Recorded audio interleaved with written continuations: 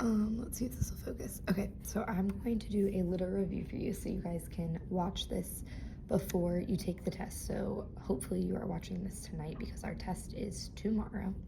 So we are going to go over really quickly lesson 3-6. I know a lot of us were still struggling with it, and I want to give you all the same opportunity to be able to excel at it. So we're going to look at our solve simple interest problems, and then I am on page 188 if you have your workbook, and I am on practice problem 1.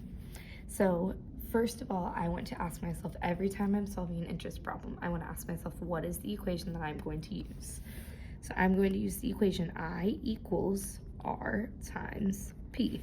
I being my interest, R being my rate, P being my principal.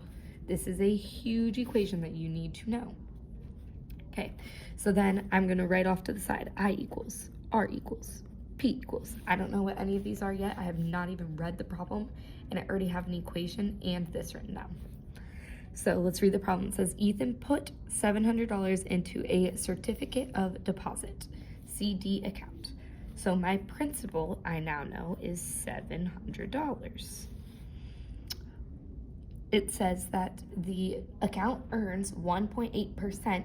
If I see this percent, that should be a huge ding, ding, ding. That means that is a rate.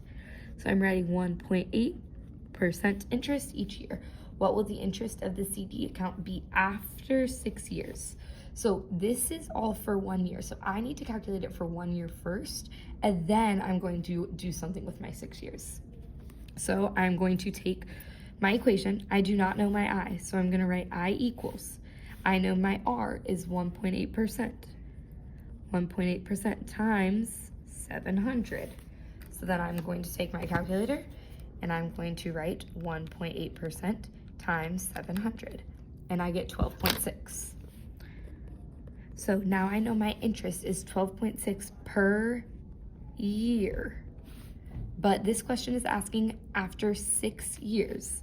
So I'm going to take my 12.6, times it by 6, and if I type that into my calculator, I get 75.6.